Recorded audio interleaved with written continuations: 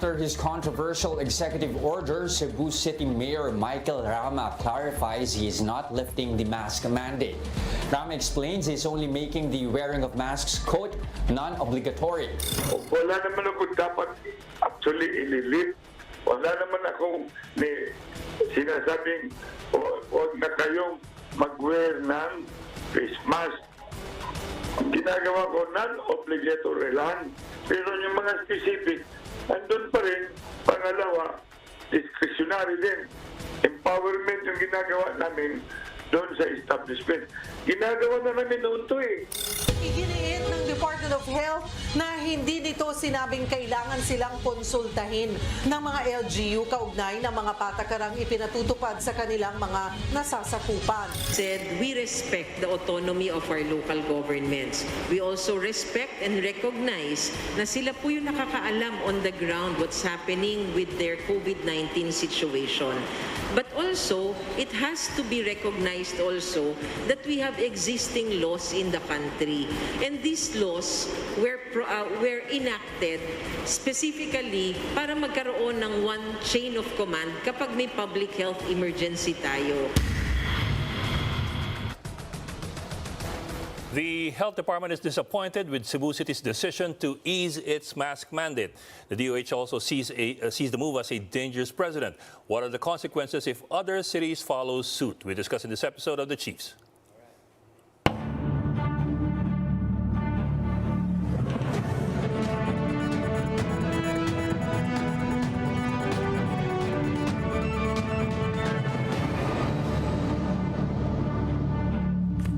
Welcome to this weekend edition of The Chiefs. I'm Lingao. Joining us via Zoom, Pamintuan to Philippine Star, and Luchi Cruz-Valdes, the head of News 5. Itong dalawang ito kanina pa nagbabanta na kumanta. Sa kabila ng matinding pagulan, may pagbabanta sila ng pagkanta. Dahil mamaya sa ating pangalawang, our second half of the program. Huwag po kayong matakot. Yang si Ed Lingao ang nananakot. Alarmist ka eh. Kasama na, mamaya kasi kasama natin si Jose Marichan na siguro pagod na sa day 2 ng Bear Months, di ba? But as well, the sugar industry to which he also belongs, that he's also a part of. So do not worry, we're not just going to talk about Christmas songs and Christmas carols. We are also going to talk about hard issues as well. But anyway, Ami, Luchi, anong big stories natin today? Eh yun na nga, di ba? Bumagal si Super Typhoon Henry, kaya medyo tagal pa daw yung ulan dun sa Northern Luzon. At in the meron ng namatay. Yeah, sa Ifugao. Naman, pinaparking lang yung motorsiklo doon na landslide yung bahay. Grabe, no? Talagang pag-oras mo na. Yeah. And lumawak yung bagyo. Yes. Bagamat malayo siya, nasa gilid ng ating PAR, pero lumawak siya dahil nagsanib puwersa silang dalawa ni Henry at ni Gardo. At hahatak pa ng habagat. Mahatak pa ng habagat. So, yeah. So, expect talaga maulan na ang weekend natin. Yeah, we are not expecting much in terms of high winds kasi medyo malayo ng konti yung mismong bagyo, pero we are expecting quite a lot of rain, especially in Northern Luzon. So, ingat-ingat po diyan. Bagamat walang storm signal dun sa ibang lugar, maaari pa rin kayong tamaan ng baha at ng landslide. Monsoon rains. Yeah, the monsoon rains. Sige. Ano pa story nating nakikita for tomorrow? Yung dollar, peso. Yes. Grabe. Oh, yeah. All-time high. All-time low for the peso. 2004. 56 point something. 56.7 na yata. Very, very near 57, yun ang sabi nila. Oh. So, ibig sabihin niya, lalo pa magmamahal ang mga pangunahing bilihin. Siyempre, sa dami ng ini-import natin. Diba? Matiasin. Well, yeah, that's it. Also, we're also looking at the last we heard, parang may 3 million tayo na tons ng deficit ng bigas. Yes. So we will also be seeing quite a lot of importations before the year ends. And you know what that also means? Of course, diba? Fuel. Although, sabi nila, baka daw next week bumaba yung mag-roll back. prices. Pero mas mataas ang pagtaas. mas malaki yung pagtaas kaysa sa pagbaba. Yes. But it's still a long way off from, where it was 6 months ago. Oh Diba? yeah. We're still Grabe. around double pa rin of the price from December and January. Tumaas halimbawa ng 5 pesos this week, bababa ng 1 peso next week. 1 peso. So we still are Parang far away from 3 what used to be steps the norm. forward, 2 steps backward. Yeah. Yes. Anyway, yun muna siguro. We need to go into a break first. We are bringing in our first guest after a quick break, so keep it right here on One News.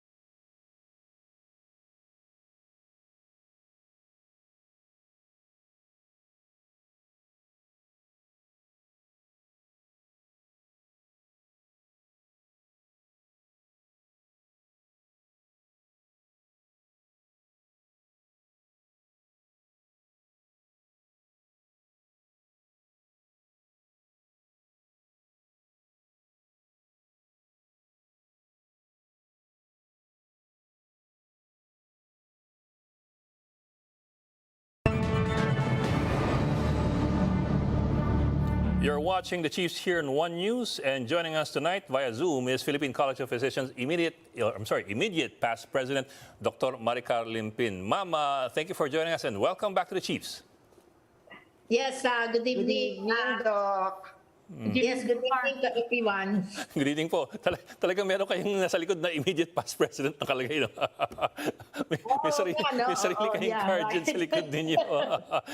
Well, ma'am, thank you for the clarification. Ma'am, yun nga, the big question sa maraming tao with Cebu paving the way for relaxing the mask mandate, and DOH saying na hindi, kailangan pa rin yan, scientifically, sino dapat ang masunod? Ang sabi ng Cebu, mababa na yung kanilang infection rate, bakunado na ang karamihan sa kanila, and maybe it's about time to finally move on. What do you think? Number one,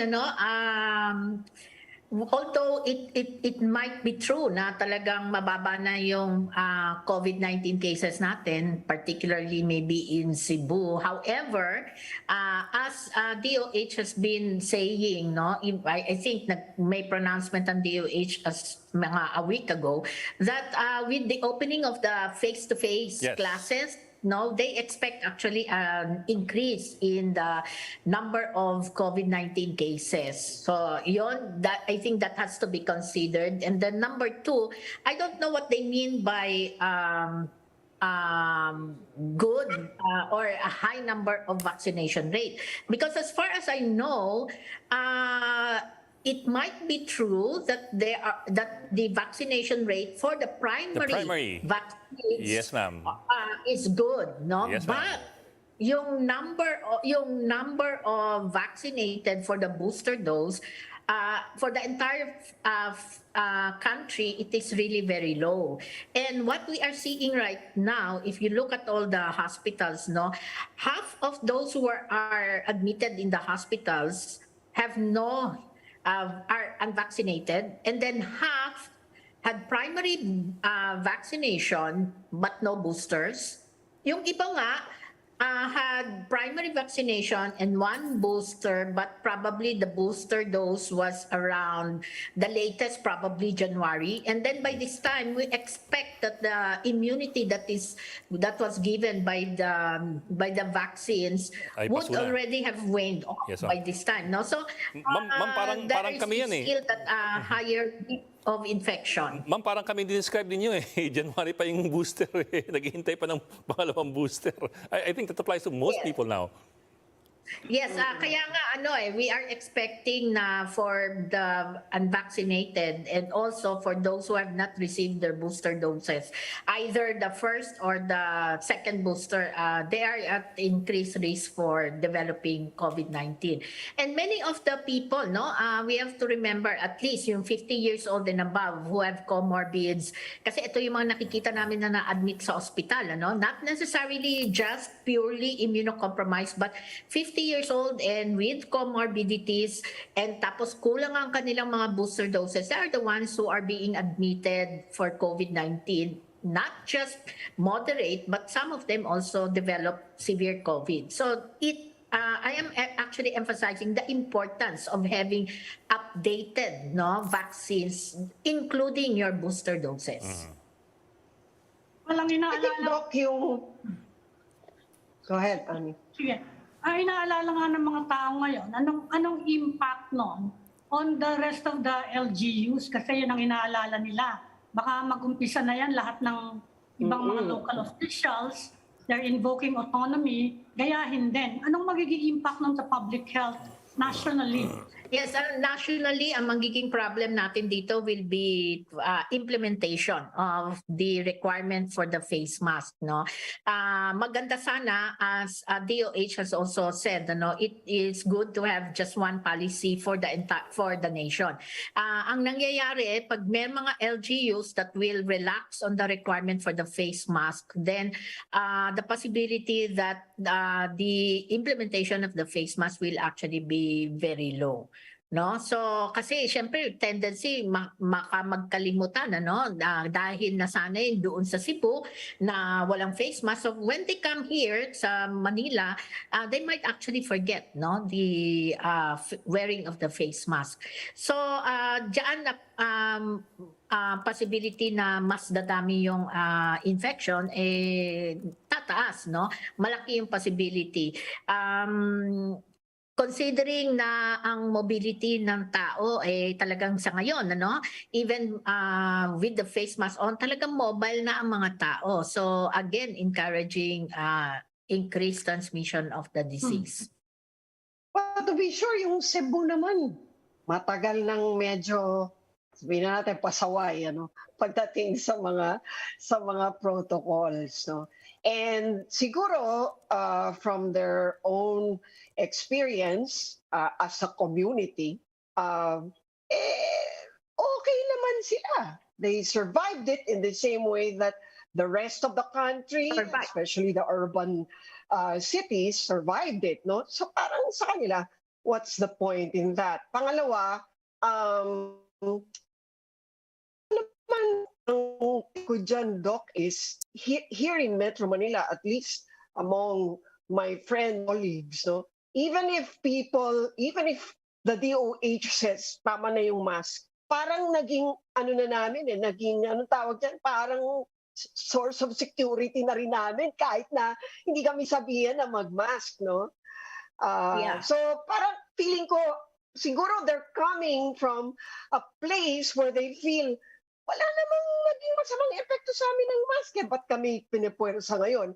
In the same way that here in Metro Manila, I think even if DOH says pwede nang optional ang mask, I think most people will still opt to wear a mask because they've gotten used to it and somehow they feel that there's added security. What do you think of that pananaw? Point Well, of view? yes. Alam ko yan, no, napapansin ko rin that majority of the Filipinos have actually become used to wearing the Yes. face mask. And probably even if we say na hindi na mandatory yung pagsusuot ng face mask, they will still continue to wear the face mask, no? So in a way that is good because it actually encourages people to continue, no, getting the protection that they can get from the wearing of the face mask.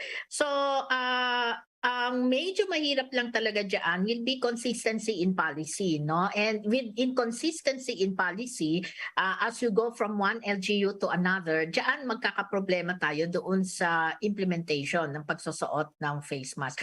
But whatever it is, no, I think for majority of the doctors, no, the healthcare workers,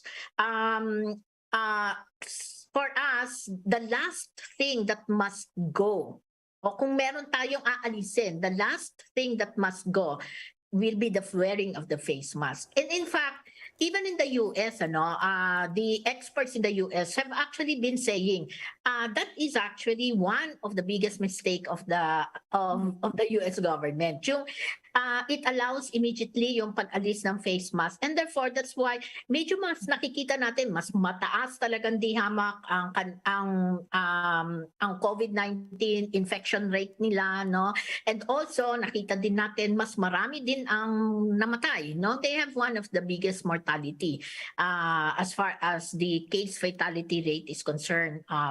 So I think yun yung isa sa mga pagsisisi na meron ngayon ng Amerika. And kung ang Amerika nagsisisi, I think dapat tayo, we should actually be more thankful because right now we are actually getting all the benefits, no, that we have with the continued use of the face mask. So bakit not it has served us right. So bakit pa natin babaguhin unless talagang nakakita tayo ng talagang compelling reason for lifting of the requirements of the face mask? Ang problema nga ngayon, Doctor, si Ben-Hur Abalos, the Interior Secretary, umamin siya na meron daw miscommunication pero mukhang hindi siya talaga sinusunod Unlike in the previous administration, talagang hands-on si President Duterte noon, no, na ito gusto ko mangyari. You think we should get some word about the controversy from the President himself, from President Marcos himself? Maski man lang sa masking kasi medyo hindi siya masyadong nagma-micromanage ng health situation, ano. Pero in the case of masking, you think we need something from him, a statement? Yeah, maybe, no? Kasi alam naman natin na yung mga marami sa mga nabotante, no, na sa mga local government units natin are all allies of President Bongbong Marcos. So, and since we really do not have really a designated Secretary of Health yet, no, I think it is best na merong statement coming from the President na wag muna natin alisin yung face mask. Coming also from a COVID-19 infection, no? Di ba, si Presidente just recently had the COVID-19. So I think from his own experience, although maybe ang experience niya dun sa COVID-19 mild lang, ano, pero it does not necessarily, it only shows na talagang kailangan patuloy pa tayong magsuot ng face mask until we are sure na we will be able to fully be in control of the COVID-19 situation. Ma'am, what's your take on the budget of the DOH? There's been an increase of 8 billion, but PGH, for example, nabawasan. No? UP in general, but particularly PGH. Anong take niyo ron? I think kasi kaya tumaas yung budget ng UP-PGH, ay dahil sa nagbibigay din ng budget coming from the president himself, President Duterte at that time. Ano? So since iba na yung presidente, maybe that's the reason kung bakit very noticeable yung pagbaba ng budget ng PGH. I'm not very privy doon sa previous budget of PGH, no? Yung previous budget na just coming from the allocated funds of the nation. Pero kung iisipin natin, kung i-consider natin yung kasama na pera na binibigay mismo ni Presidente Duterte, because kaya medyo mataas ang budget ng UPPGH, that is because they are also receiving funds coming from the President himself. But how do you think that will affect our management of COVID and other, potential health challenges in the future, in the near future? Right. So ang magiging problem lang natin dyan, since may ganung kalaki na budget noon, I don't know if yung mga existing o yung mga projects na dapat na continuing pa ng PGH, I don't know kung that will affect the continuing projects that hasn't been completed yet by this time. So I think kung may mga dapat na hindi pa tapos na projects, tapos ang PGH is dependent on that particular budget, then doon malaking problema, because they might not be able to give the services na iniisip nila, plano nila na maibibigay na sana nila sa mga tao. So the loss of the public, no? What about dengue? Where are we on dengue?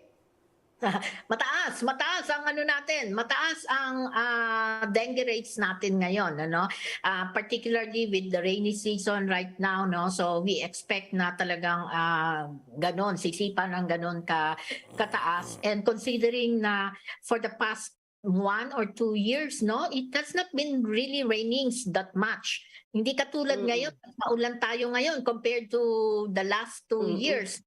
So that's why nakakita talaga tayo ng pagbulusok ng dengue cases. I think now it is, kasi di ba medyo na-apektuhan ng dengue controversy yung vaccination rate natin. So I think now kailangan na tignan uli, i-revisit yung vaccination program for dengue.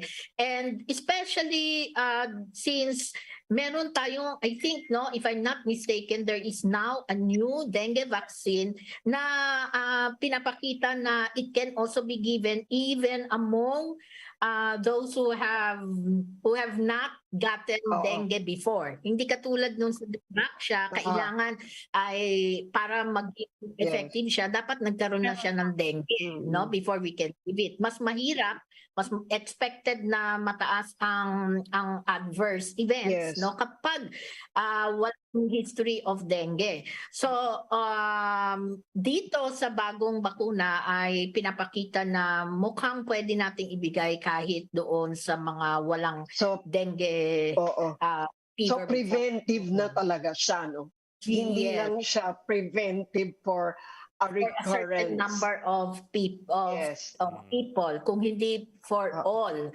But I think for me, because that is actually what we have seen so far. But kailangan pa rin tignan ng mabuti yung scientific evidence, because I do not want to be parang quoted as saying pwede na, Kasi I've not really looked at all the evidences, as far as this particular dengue vaccine is concerned. But yun yung unang-unang nakikita namin na evidence siya coming from one is habol ko lang. Last na lang, Doc. Ako rin. Habol ko lang, Doc, totoo bang yung pangalawang dengue ay mas malala kesa una? Is that true? I've heard that said. Yeah, kasi we have 4 strains ng dengue virus. 4 strains ng dengue virus. 2 of those strains, mild lang ang kaso niya. And then the other 2, can cause severe dengue. Okay? Kung magkaroon ka ng dengue before tapos okay ka lang, then most likely you got one of the two mild strains. Okay. And therefore, you are left now with 3, so dalawa doon most likely pwedeng mag-cause ng severe dengue. I see. So the possibility na on the second, kung yung strain na nagbibigay ng severe dengue ang makuha, which is higher ang likelihood kasi 2 out of 1, Yes, diba? right. Therefore, mas maaring magkaroon ka talaga ng severe dengue. And bukod pa sa tinatawag na yung enhancement of the yung immunologic reaction nung against dengue infection. Dok, habol ko lang, yung monkeypox, how worried should we be? Saka ano yung mga preparation nyo? Kayo mga frontliners kayo. Who comes into us na may symptoms ng monkeypox. And then of course, knowing na itong monkeypox is really transmitted by close contact, direct contact, no? So tinitignan din namin ang possibility ng monkeypox for anyone who comes in with fever and may skin lesions, tapos merong history of having sex with men having sex with other men.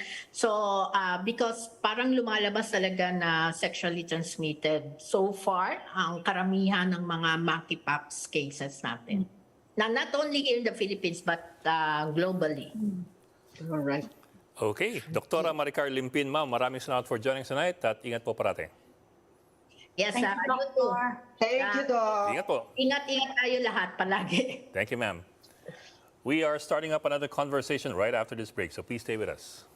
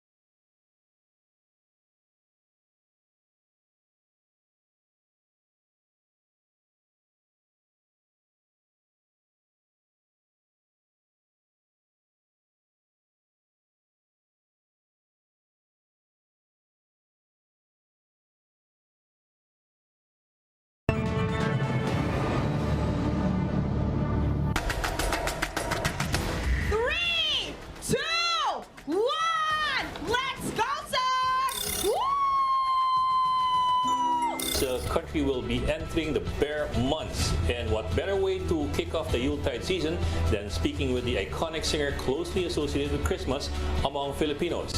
Damang-dama na ang Pasko ngayong bear months. Christmas feels na rin sa social media. The father of Christmas music, I sincerely say, please do not call me father of Christmas music, because Ed, long before you and I were born, there were hundreds of Christmas songs composed here in the Philippines. I grew up listening to the Daigons, the Cosmos, the Christmas carols. And so I'm not the father of Christmas music. Absolutely not. No, no, no. And welcome back to the Chiefs. And he's also back, actually, already on his second day since the start of the bear months. Without further ado, here's Mr. Christmas himself. I don't think he wants to be called. I don't think he wants to be called that to begin with. But anyway, Mr. Jose Marichan, thank you, sir, for joining us tonight, and welcome to the Chiefs. Thank you, Ed. Good evening. Good evening, Ami. Good evening, Luchi. Magandang Good gabi po. evening, Philippines. Sir, I should warn you first. The ladies are already dressed in Christmas colors. I think they're getting ready for. They're getting ready to sing For along in a little while. Okay. Okay. Did you want me to change to a brighter shirt? No, sir, it's fine, it's fine. Anyway, sir, well, of course, we do want to talk about Christmas music. But if you don't mind, sir, we also want to talk about something else before we go into that. Okay. If you Ed, don't by mind. the way, please call me Jo Marie. Jo Marie. Okay, Sir Jo Marie. Yes. Sir Jo Marie. Jo Marie lang, walang sir. Yes, sir. I haven't been knighted by the Queen yet. Sige po. Well, I also wanted to ask you, Sana, if it's okay, about the sugar industry, because you're also part of the sugar industry, and That's it's one of the big correct. things in the last few weeks, more than a month. In 2020, in an interview, you said that the sugar industry in the Philippines has been facing challenges from, number one, cheap imports, and number two, diminished productivity. From 2.6 million, I think, metric tons, we're now producing 2 million metric tons per year. Thereabouts. This was in 2020, November, December. It's 2023 already, 2022, going to 2023, and we still have the same problem. Are we still looking at the same issues? Are we still looking at the same unresolved concerns? Well, okay. The situation was exacerbated by the Typhoon Odette, which damaged the sugar crop. So from last year's production of 2 million tons, it is now down to only 1.8 million tons. And since we consume about 2.3 million tons nationwide, we consume about 2.3 million tons, we really need to import 300, 400,000 tons in order to fulfill the domestic needs. Well, what about So what in short, sugar it's talaga in planters are short. saying? I'm sorry. Yeah. You were saying, Ami? Yeah, the sugarcane planters are saying may problema din daw sa sugar recovery sa milling. Dahil daw yung milling, almost all the mills of the Philippines are antiquated, at least mga 100 years old na. Is that also valid? Saka, mariremedyohan ba yun ng mabilis? No. Who said that? If you could give me his planter. names, and I will call him Mr. to refute Lamata. that. Because Mr. Lamata. Lamata of the planters. No. Lamata, in fact, is one of my sugar planters in Binalbagan. And I'm willing to face him, on television. He knows that every year BISCOM spends millions and millions to upgrade our facilities. So that is not true. Pero sinasabi nila, sa Luzon, Mr. Rosendo also said, sa medyo Visayas and Mindanao naman yata nga, medyo maayos. But yung sa Central Luzon, Millers, is that also? Well, as far as I know, in Central Luzon, the cane supply has dwindled already a lot. So, in fact, some of the mills are no longer in operation because there's not enough cane to sustain the business. So, Yes, yeah. if he's talking about Luzon, that's an entirely different matter. But in Negros, it is still essentially sugar land, and although the thing about the big hacienderos, the big sugar estates, to be honest with you, those are things of the past. With the carp, Hindi with na the land. sakada. Sorry? It's not the sakada ascendero system anymore, where the sakadas are really just left to do the planting and do the heavy lifting and. No. What I'm talking about is the ownership of land, of the sugar lands. Because let's say, 40, 50 years ago, you have the big sugar estates, owning 500 hectares, 1,000 hectares. Now it's That's a broken up. thing of the past.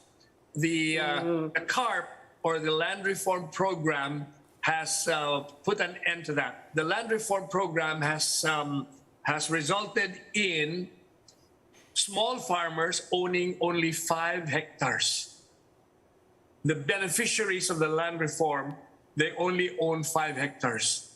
Therefore, many of these poor farmers who receive the 5 hectares have no access to financing, and they have very limited knowledge in cane growing. So it takes time for them to be educated.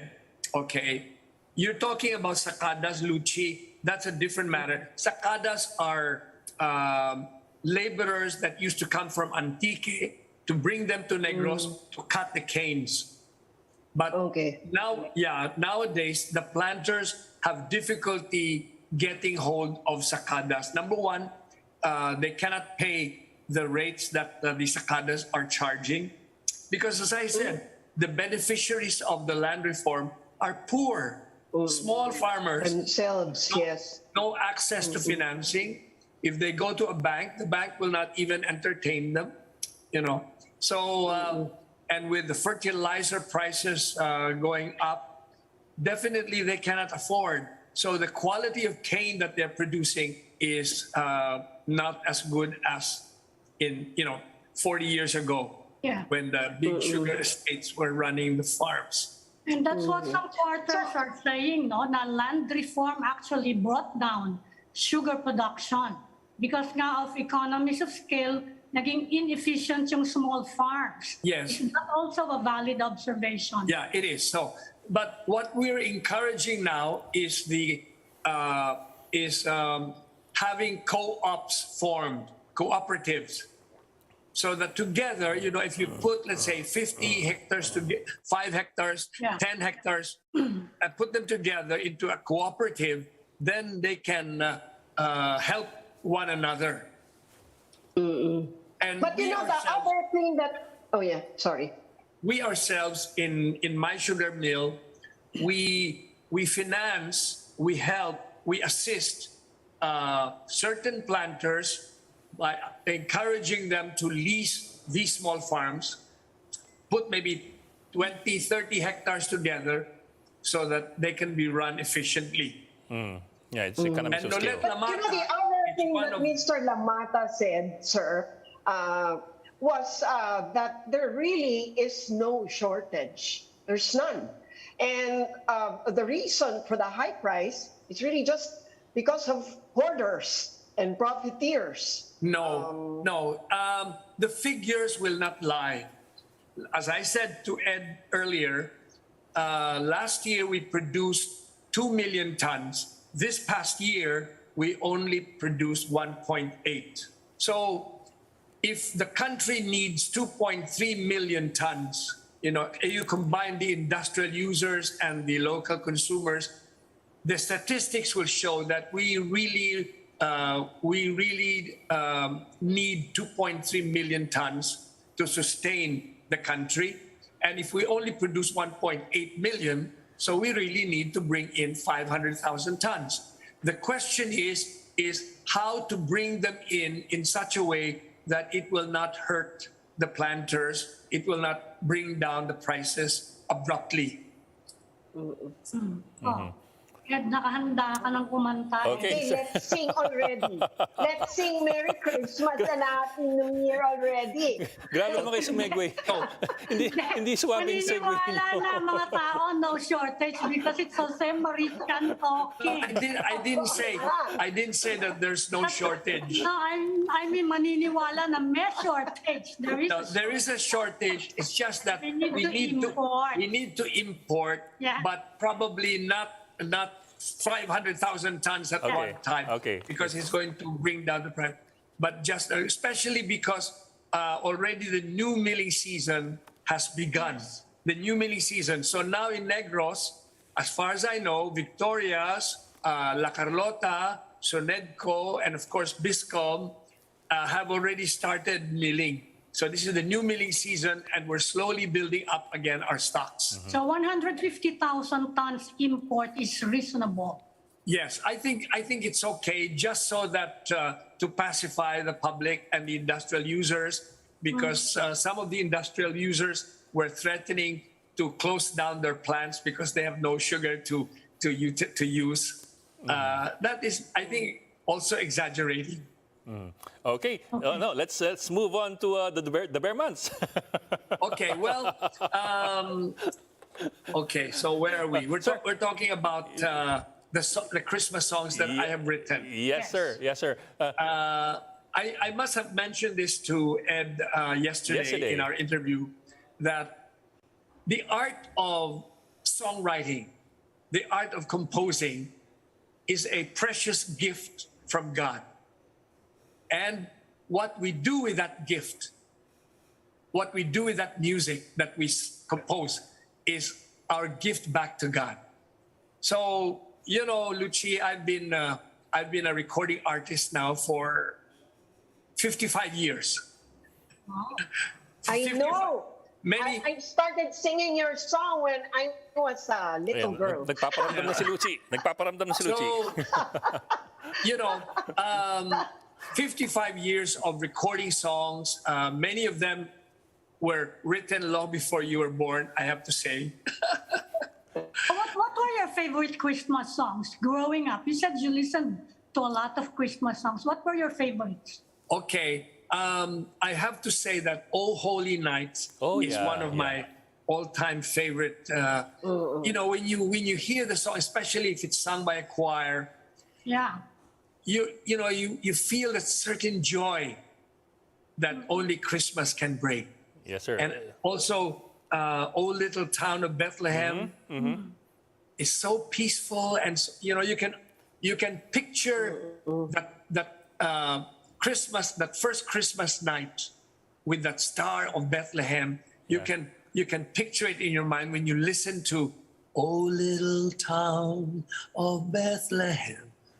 Yeah, they sound just like your songs, diba? They really just sound like your songs. I suppose you patterned. I suppose you get inspiration for your songs from those two songs. Kasi very Jose Marichan yung mga kantang yun eh. Although Ed, "Oh Holy Night," okay, it doesn't sound like "Whenever I see girls and boys selling lanterns," you know. And if you analyze Christmas in our hearts, okay, what's interesting is this, and I didn't do it consciously. The first half of the song sounds Pinoy. If you listen to the melody, da ra ra ra ra ra ra ra, la la la la la la la, very Pinoy, right? Then in the second half, da ra ra da ra ra da ra ra ra ra ra, it sounds Western. So my point is how wonderful it was that you combined the Orient and the West, because Christmas is a universal celebration. See what I mean? The West and the East, that you put it together. And also, I think that it's like a crowning glory, if I may say so, after 55 years of being a successful singer-songwriter, writing mostly love songs, protest songs, and so on and so forth. God has blessed me like a crowning glory with my Christmas songs.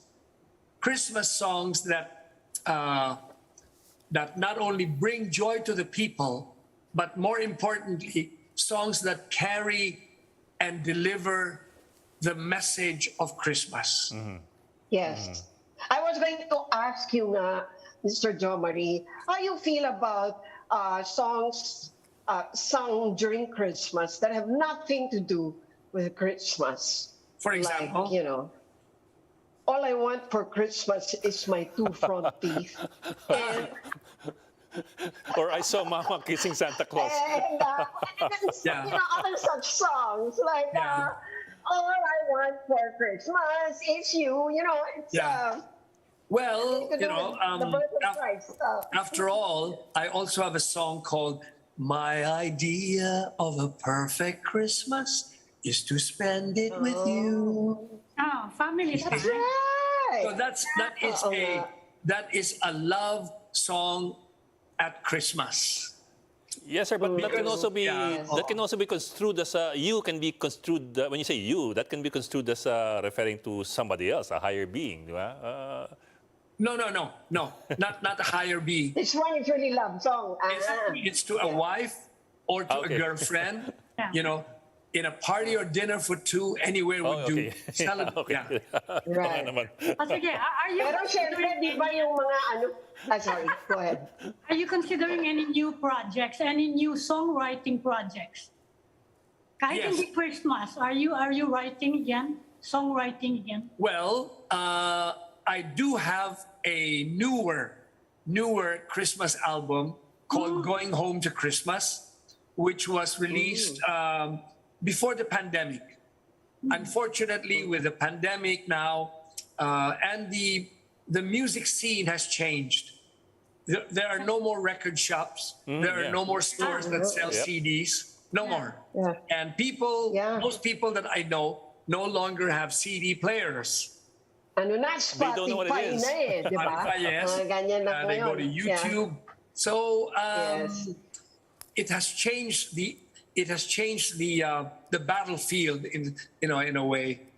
Right.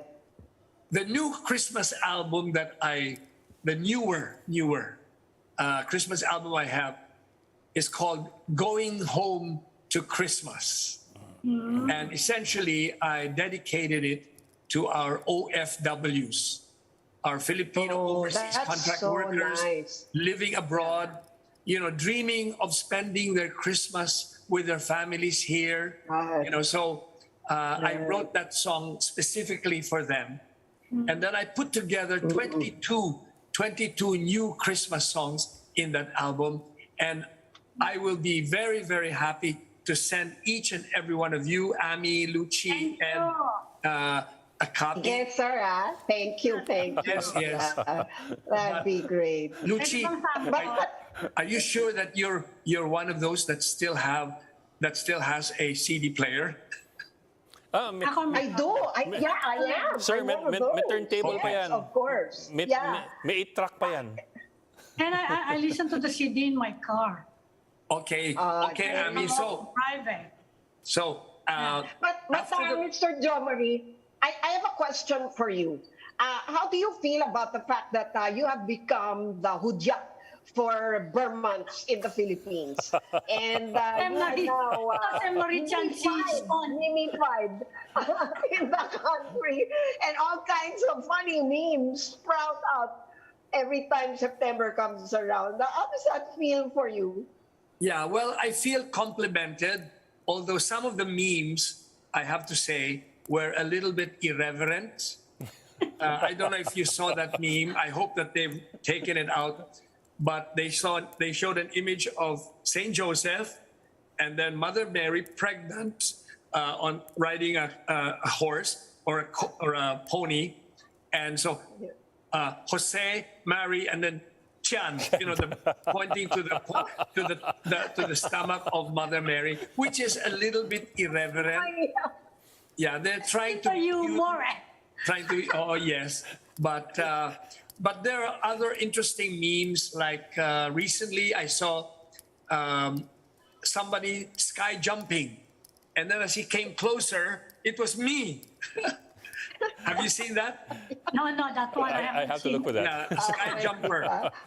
Ang nakita ko yung naka-posas ka, seated on a chair, and then you were gagged. Tapos parang sinasabi, not yet, Mr. Yeah. And then there was another meme. It's like they don't want the Burmans yet because I guess because of the economic situation, they were feeling, wag mo na ang gastos pa. Yeah. No, there was another meme. It started out showing NASA in the United States, space exploration, blah, blah, blah. And the scientists are saying that they're trying to point at this sunspot. And the sound that they could hear, they could not decipher. But then when they speed it up, and they speed it up some more, what they heard was, "Whenever I see girls." So it's Yes, sir.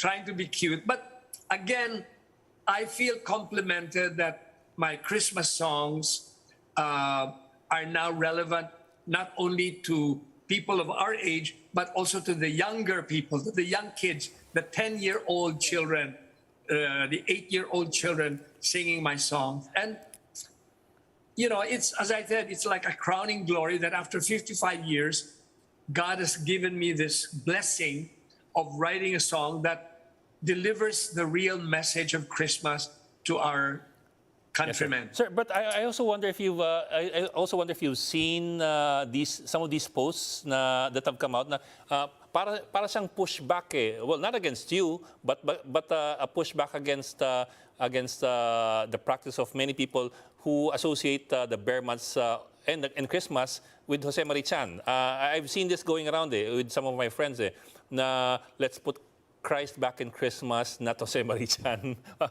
Okay, well, I wonder how you feel about that, and where have you seen it?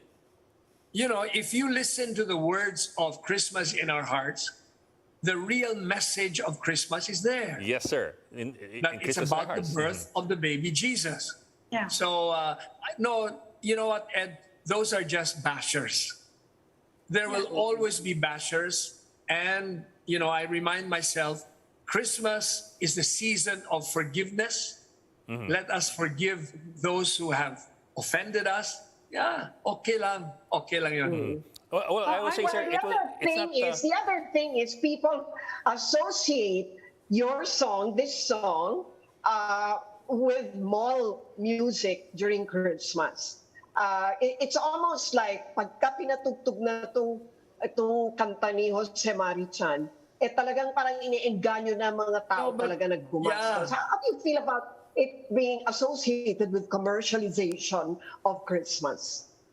Well, when we were younger, we would go into a store. They would be playing jingle bells, jingle all the way. That's true. Here comes Santa Claus. Here comes Santa Claus. But those are not relevant to us. First of all, there's no snow in the Philippines. Right. And that Santa Claus myth. Dashing through the snow. Yeah. And, right. The myth of the Santa Claus was fabricated many, many years ago by American products. So, no, music is there to create the mood. So when you go into a mall and then if it's not Christmas, they'll play rock music or whatever. When you go into a bar and they play soft jazz music to set the mood of the place. So, okay lang yun. But if they play my Christmas songs like sing a song and light up the lights, we need to make this Christmas bright. Hang your favorite dream on a star, wish upon it Christmas night. There's nothing wrong with that. It's not nothing wrong. It is not commercializing Jose Marichan. Yeah. I'm just the messenger. I am just the singer that's delivering the message. And the real message is that, and I tell this to my friends whenever we discuss the matter.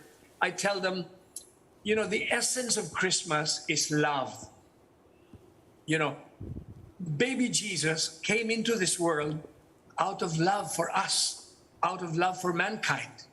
Okay? So love is the essence of Christmas. Furthermore, when you think of the Christmas Belen, you see Saint Joseph, Mother Mary, and the baby Jesus. So again, the essence of Christmas is family. The Holy Family will encourage our human family to be together. Yes, sir. And another thing, in one of my Christmas songs, I mentioned that baby Jesus was not born in a castle. He was not born in a palace. He was born in a simple stable. He was born on a manger.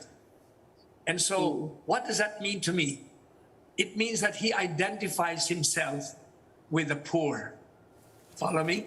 Yes, sir. He identifies himself with the poor. And so, also when you think of the three kings offering gifts to the baby Jesus, okay? That also signifies that Christmas is the season for giving. So I always believe that 12 months out of the year, but especially at Christmas, those of us who have been blessed with sufficiency should share our blessings with those in need. I mean, I guess that's being philosophical, but yeah, that's the essence of Christmas, and it's embodied in my Christmas songs. Yes, sir. I don't talk about Santa Claus. You won't hear about Santa in my songs. Yes, I sir. won't talk about Rudolph the Red-Nosed Reindeer. By the way, I have a joke for you. I have a joke for you. Ami, Luchi, Ed, name me Santa's reindeer, if you remember. The reindeer of Santa Claus.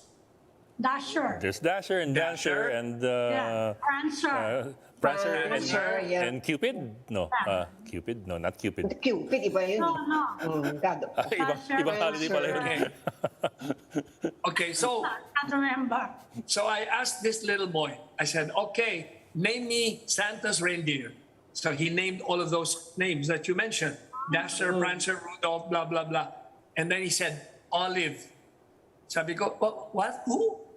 Olive. Oh. Sabi ko, wala namang reindeer na named Olive. Sabi niya, meron sir. Kantahin mo, Olive the other reindeer. Oh my God.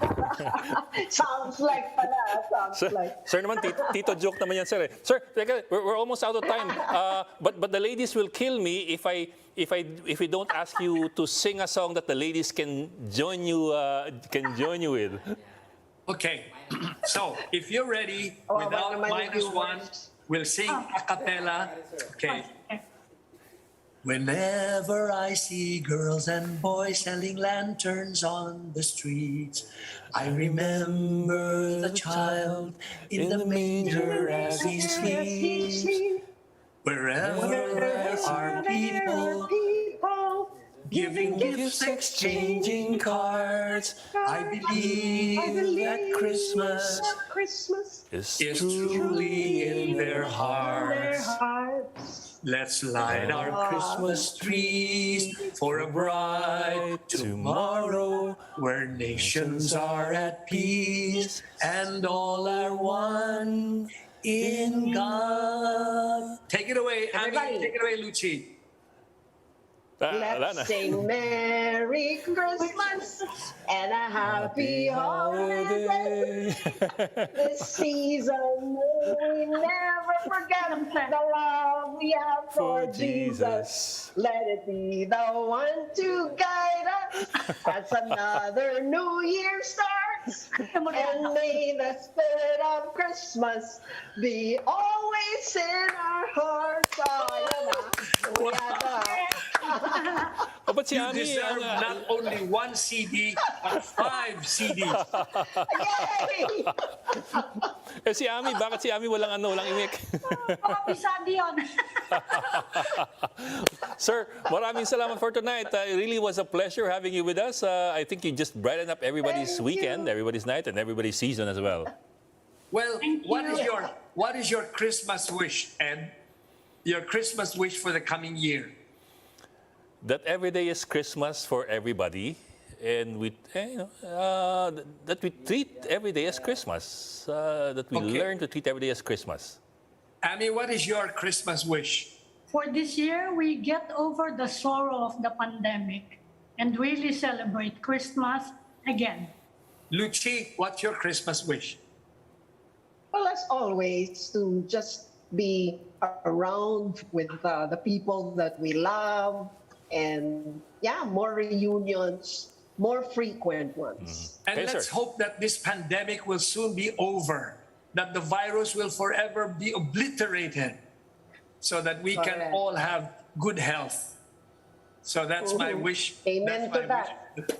This Christmas. Yes. Maraming So again, salamat, sir. thank you very much for having me in your show. And I wish you all continued good health, and may the coming year bring you lots and lots of happy moments with your family and with your friends. And to you too, sir. And you Maraming too, salamat, Mr. sir. Roman. Always a pleasure. Thank you. Ingat po. Ingat po parate. Good night. Bye-bye. Good night, sir. Thank Good night. you. Good night. And that's it for the Chiefs. One embarrassing night. We hope not to discuss here. We'll keep the conversation going. I'm at Lingao. Wala na, talagang sira na ako. I'm Sorry. Pamintuan of the Philippine Star. I'm Luchi Cruz-Valdes with News 5. We are One News, different voices, all sides, all the time.